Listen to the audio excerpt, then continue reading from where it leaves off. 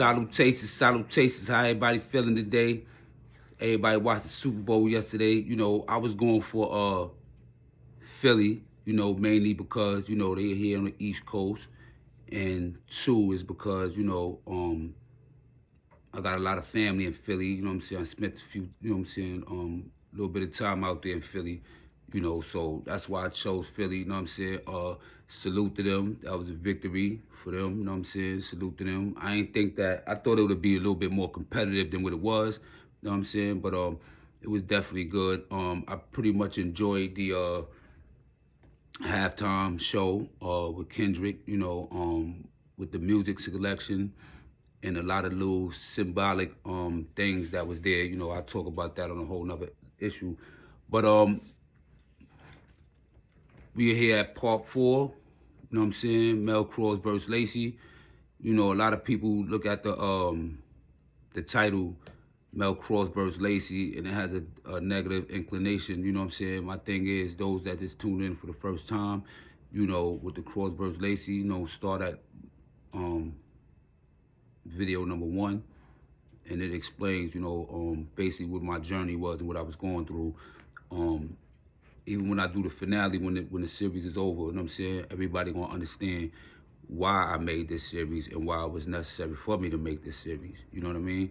But before I start off where I left off at last time, I just want to say 2 things. One is that there was also paperwork that was running around, and unfortunately, and it's sad to admit that I was one of the ones that pushed it only because I thought it was authentic. When I realized that the paperwork wasn't real, I immediately stopped sending it, and I told everybody that, you know what I'm saying, the paperwork wasn't real, and that when the situation happened with Lacey in the hospital, only thing he did was just trip and fall. Nothing happened to him. He wasn't cut. He didn't, you know what I'm saying? All the stuff that people were trying to say about him wasn't true. And I also had made a public apology on that, because regardless of whatever we going through, one thing I don't do is I don't throw snitch jackets on somebody's name that didn't do it. I don't throw you know, the gay thing, you know, no disrespect to the LGBTQ community. But when you're dealing with the gangbanging thing, when you think about blood, one of the rules is that, you know, we don't, you know, accept people, men that deal with the same sex. And it's kind of like an oxymoron, because out here now you see a lot of studs and a lot of bisexual females that are accepted, you know what I'm saying, now to be banging, which is a whole nother story by itself, because that's crazy. But nevertheless, and I also want to say, so when Tankhead and them got locked up, you know, she lost her apartment. She lost custody of her kids. You know, her custody, she had, the godmother had custody, so she always see them and everything. But she lost custody of her kids. She lost her apartment. Then she was staying in Tompkins at the time. She lost her apartment. You know, and that's how that happened. So, I ended up going to, so when they went and searched my cell one final time. And when they searched my cell, you know, they was like, yo, you know, pack up. I'm like, where I'm going? They was like, yo, you going to IPC. For those that don't know what IPC is involuntary protective custody. That means that you're refusing to be placed in PC. So, you know, the administration feel that, you know, they got enough reason to feel to, you know, protect you, like something's supposed to be happening to you. So they're gonna protect you even if it's against your will and you say you don't want their protection. So that's what IPC is. So it's really much no different from the box, because you know, IPC, if everybody that knows, I've been in the box or IPC and everything, you go into the box. Everybody else is in a box, right? So I goes to Elmira box. And I was there for about maybe a week. Soon, you know, because you get your property within 72 hours. So once I got, my writing material, once I got my underclothes and everything, my shower stuff, so I could take a shower and stuff like that, I began to write letters, letting everybody know, yo, motherfuckers been dropping slips. This shit been going on the whole 5 months or whatever since I've been here. You know what I'm saying? And I'm basically breaking it down to my family, breaking it down to my peoples, you know what I'm saying, to the homies and everything, about everything that happened that would lead me to IPC, because, they ain't here for me, or they ain't get a call from me since I've been placed in, IPC. So maybe about 2-3 days later, police came to my cell. They said it's a cell search. I'm like, a cell search? They're like, yeah, it's a cell search. They searched my cell. Then they took all my property. I'm like, why y'all taking my property? They said, nah, we got to search all your property. You're no longer IPC status. You're now in SHU. I'm like, I'm SHU now for what? You know what I'm saying? For what? What happened? They was, you know what I'm saying? They was like, well, you'll get the ticket in the mail, and then, when it comes, they'll deliver it, however they come deliver it, which would normally be a correctional officer come to your cell. Yo, your name is such and such, let me see your ID. All right, this ticket, and he'll read the ticket to you and stuff like that. So later on that day, I received the ticket. I got my property and everything back too. So I got the ticket. The ticket was for gang material. So everything I was telling them what happened, that was going on, they gave me a ticket for that. So now I got a gang ticket.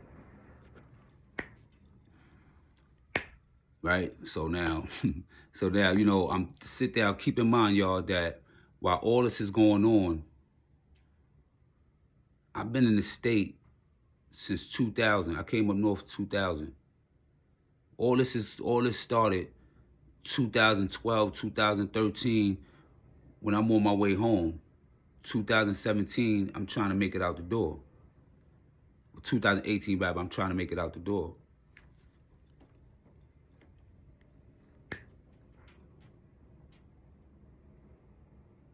I'm trying to make it out the door. So I'm gonna end it right there. We're gonna run this intro. We're gonna start right there from where we left off. You already know. Thanks for tuning in.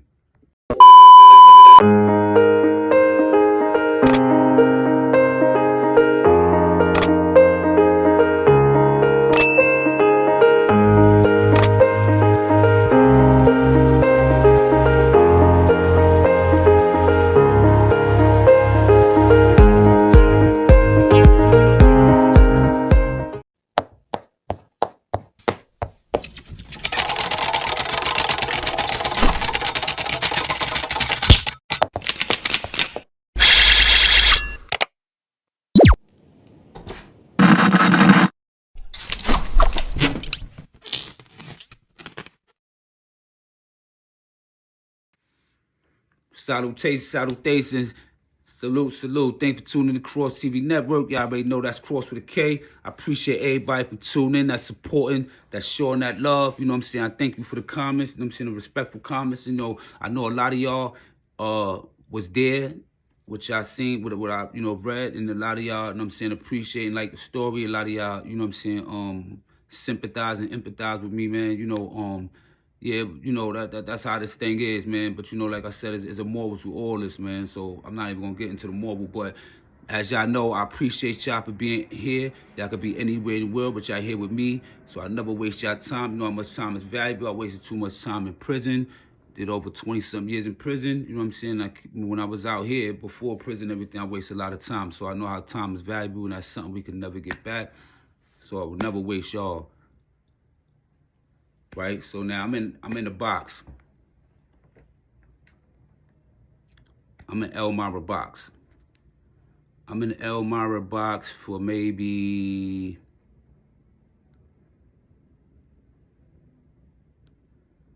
I don't know. I'm in Elmira box for maybe like 4 or 5 months. 4 or 5 months I'm in Elmira box. They send me back to upstate. I'm in upstate for about like 3-4 months. They send me back to Clinton, so now I'm in Clinton. I just want everybody to remind y'all, for one, right, about Clinton, that those who don't know about Clinton. Clinton Dannemora is a notoriously known jail that used to kill a lot of prisoners, kill a lot of black inmates. A long time ago, I want to say like in the late 90s, a whole bunch of skeletons was found underneath the basketball court in the gym. Like over like eight, it was a whole bunch of skeletons, which was the skeletons of inmates that was missing or that was lost, that they family didn't know where they was at, and so forth and so on. And also what was going on in Clinton, because I was there when I first started Outlaw 20. Sean was in Clinton, and my boy Known from Queens, he was in Clinton. Known was Prodigy from Mobb Deep cousin. That's the one that shot all them people inside the Wendy's in Queens on Jamaica Avenue, I believe it was. I know the kid personally, and then they ended up putting him in APPU with Sean. You know what I'm saying? I used to see Sean a lot, you know what I'm saying, when we in the yard and everything like that.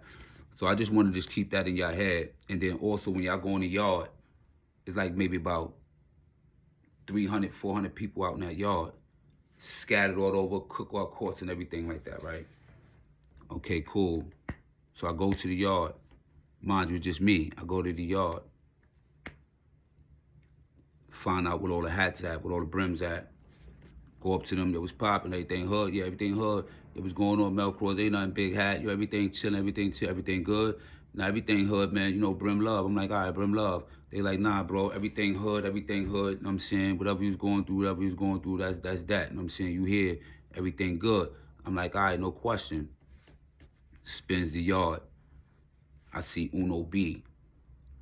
Uno B, just in case anybody don't know who Uno B is one of the co-defendants in the non-trade case with Magoo, OG Magoo, and Frank White, OG Frank White.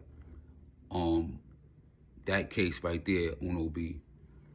Me and Uno B chopped it up. Me and a couple of other people chopped it up. A couple of people from Rochester that I knew, a couple of people, couple of hats that I knew that fuck with me hard body, even though the situation going on. Disco and was on the other side of the jail. He wasn't on the side of the jail I was on. And everything was cool. I used to always have the little homie Mousy around me all the time. Mousy was from Crown Heights, if I ain't mistaken. He was from Albany Projects. Mousy's super official. Knew what was going on. He was L gang, matter of fact. Mousy was L gang. Never left my side and everything. The L gangs and them was trying to pull me up, talk to me, talking about, they hold me down, they got me if anything pop off, they try to get me to go to L gang. They was telling me like they had those, issues with L gang, they knew my relationship with Doughboy, may he rest in peace, who was the GF for L gang at the time, and was holding L gang down, which is a comrade of mine, and we linked up since we've been home before not too long before he had passed, as a matter of fact. And everything was cool. One night,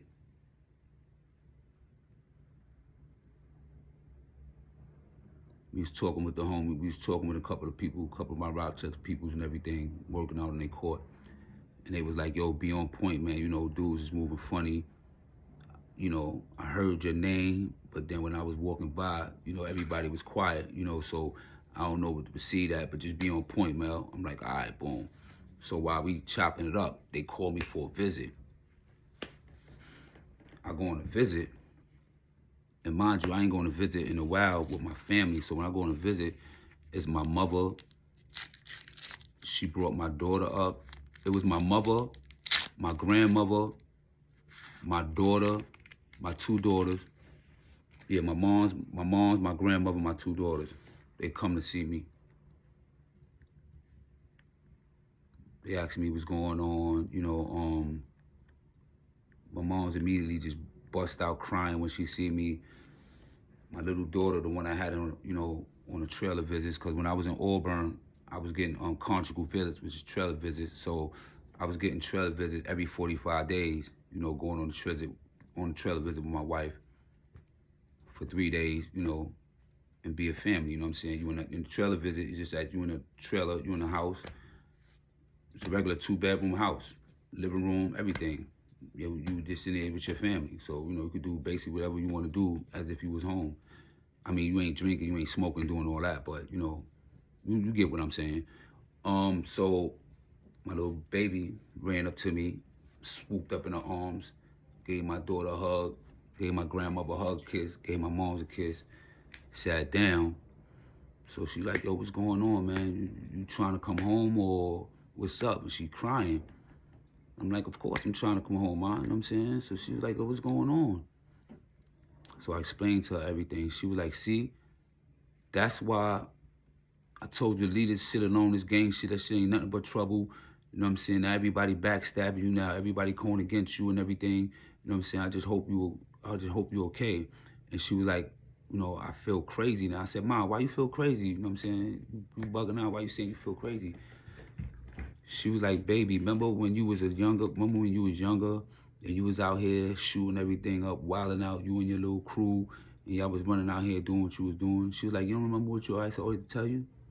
I'm like, nah, what? She said she used to always wish that I would come to prison because at least she'll know I'll be safe. At least she'll know where I'm at, and she'll know I'm safe. She didn't know nothing about what was going on in the prison world and how dangerous and stuff prison is, because, you got crooked COs, you know what I'm saying? Then you got all type of criminals and all type of individuals, the worst of the worst, or even some of the best, from all walks of life, from many different parts of the city, all bottled up in these institutions, you know what I'm saying? So, a lot of things happen.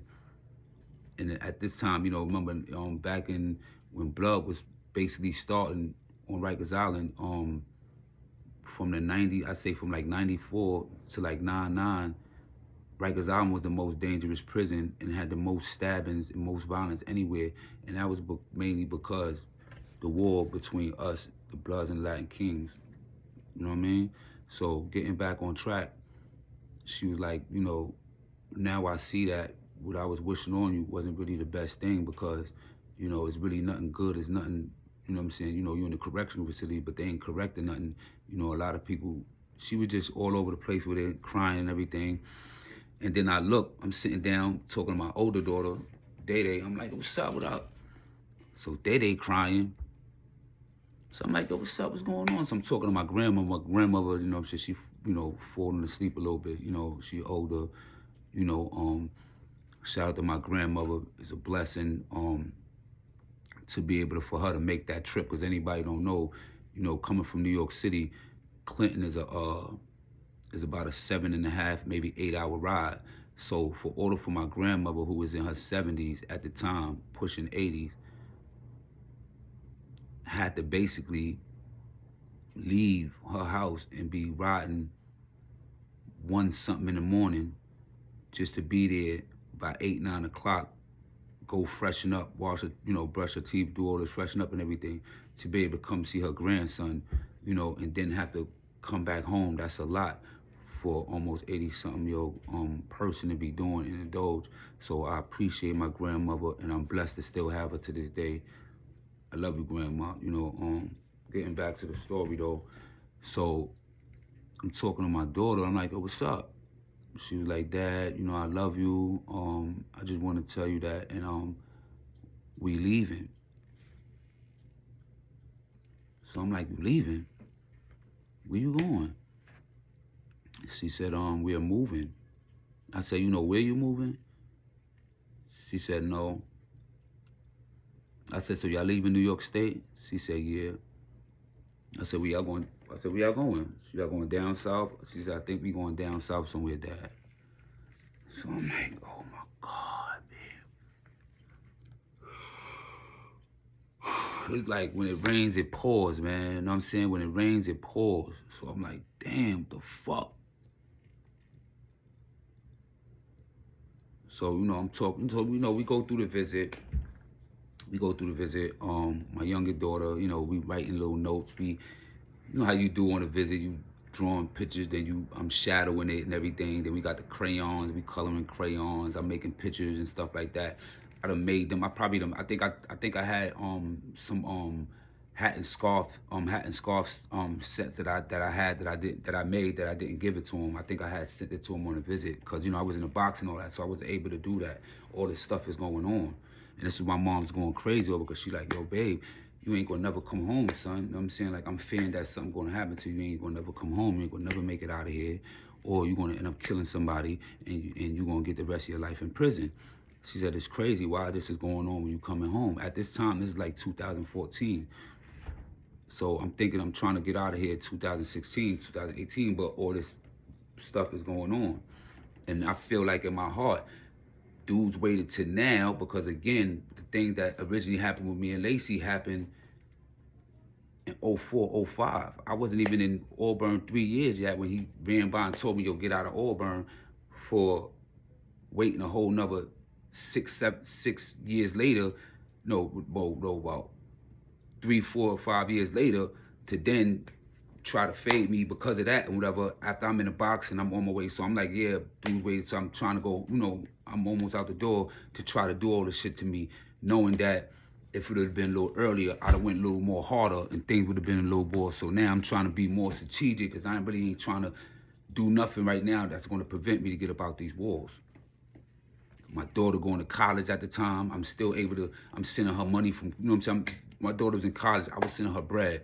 Even when I was in the cell with Z Black, I was sending her money and everything. He'd tell I was sending bread out and everything. So my daughter was like, the baby was like, the one I made in Auburn, she was like, Dad, you could still send me gifts, you could still send this, that, and the other. And I'm like, yeah, Micaiah, I know and everything. So, she always sit on my lap, and the police, like, yo, she can't sit in your lap, so she got to come back over. I'm getting mad because Clinton they got the big tables, they don't got the table with the, you put your feet under the regular tables. So I'm hugging and kissing my kids, whatever. That was a very emotional visit because the things that my mom was telling me was so real, man. And these are the things that when I went back to my cell at night, I was just sitting there and I was just thinking about that shit, like, just thinking about everything she said. Next day, I go out to rec. Everything good, I'm chilling, nothing was unusual. Looking at everybody, chilling with my dude from Rochester, chilling with Mousy and the L gangs in them for a little while, chill with Uno B, a couple of UBNs for a little while, chopped it up, told them what was going on, the situation, everything about the Tank Head shit, about, everything. I ain't fucking with Tank Head no more. I explained to everybody about, my girl getting locked up, who was also my godmother of the set at the time, T.I. So my visits was a little slow, and, which was real hard for me right now at the moment, whatever. So they said, yo, it's the go back, the early go back in like 15 minutes. So I'm like, yo, man, I'm about to just chop it up. I'm about to go back, man. I got to finish here writing these letters because, it was, my moms and them came to see me on Saturday, so it was Sunday. So I'm like, yo, I'm going to go write these letters to my moms and them, send a little envelope, little cards and everything to my daughters and them. They're about to leave and everything like that, you know what I mean? So, but even though all that's going on, I'm being on point. And I got, it's a lot still going on. So 15 minutes passed. They closed the yard. They ain't closed the yard. Early go back. So everybody know that was in Clinton. When you go on an early go back, you gotta be like, you got the phones on this side, you got the wall on this side, and then it's like a hill, and then it's nothing but courts. Nothing but, like, how they got the metal barrels that you use as trash can, but people use that to cook and everything. Those was our cook courts where we, cook food and everything on them barrels. That was how we, cooked our food in Clinton. That was the only jail in New York State that you could do that. So it's a whole bunch of courts there, and it's like a, just imagine like a bull arena, with the bulls. It's a dirt arena. It's a circle. It's just got phones here. Got the workout courts in the front when you first come out. The sergeant booth, towers, a big wall around. Just, you know what I'm saying, like that. So everybody that's not on a go back got to stand back a certain place, you know, by a certain spot and whatever, like that. And then you want to go back. So it's real dark out there. It's very dark outside. Mind you, I told you about 300 to 400 people outside. So they call my gallery. Such and such block, such and such gallery, you know, such and such block, gallery, such and such, line up. So I'm about to go line up. So I'm telling everybody that I know as I'm walking by them, peace, you know, peace. So I'm walking through the crowd. I just hear somebody go, "Yo, Mel Kross!" I turn around like, "Yo, what's up?" As I turned around, 3 people like, you know how like the Matrix, I forgot what movie it was, and they was shooting them, and they were just like this, and they was just dodging everything. When I turned around, that's what they did. They was backpedaling. They was like running backwards, and turned around and dipped into the crowd. And when I looked, it was Uno B. My boy Uno B, the one that's caught the Fed case with Frank White and Magoo. I said, oh shit. So now I'm walking in the line. The brims that's on the line that's on my gallery, they was going, all of them was already going in. So as I'm walking on the line, they all going to the front. It's like about 3 of them, 4 of them. They going to the front of the line where the police at, you know. So I'm in the back. So I'm processing all this. I'm looking to see if anybody else gonna come behind me. So I'm processing everything. So I'm like, I'm like, oh shit. So they was gonna try to cut me from the back. Then I guess if I turn around, I guess the other niggas was just gonna make sure this dude get away that cut me or stab me, and they was gonna supposed to have shake with me or whatever have you. So I put all everything together as I'm going in the cell. Hit Mousy. So I don't think Mousy wasn't in the yard that night. I hit Mousy up. Matter of fact, I think Mousy was Mousy had ended up getting key lock, or he wasn't out there that night though. Mousy was next door to me though. Tapped Mousy, told Mousy what happened. He was like, yo, that's crazy, whatever. You know what I'm saying? So I let him know, like, you know, it's a wrap, bro. I'm out of here, whatever. You know what I'm saying? So I'm like, yo, listen, I'm about to make us something to eat. It's gonna be my last meal right here. I'm like, make me something to eat. So I'm going back to the box. Make me something to eat. I'm gonna sit there and write my family. You know what I'm saying? I'm gonna finish up these letters, because remember, I just seen them yesterday. I'm gonna write up these letters. You know what I'm saying? I'm gonna just pack my shit. You know what I'm saying? And I did just that. I was cooking. I was writing my family, I was writing my daughters, writing my moms, writing my grandmoms. Boom, putting that order in letter, cooking.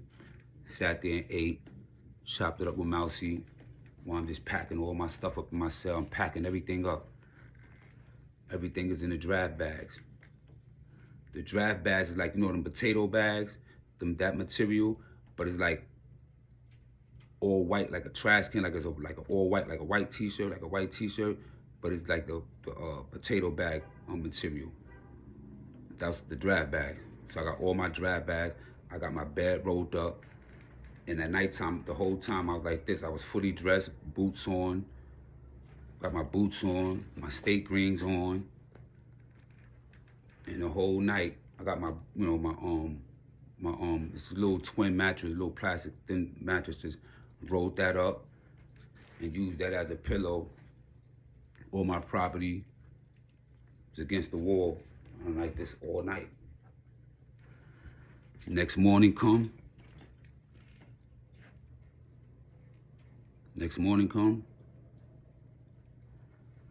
Police come around, do their rounds. They ask you what you want.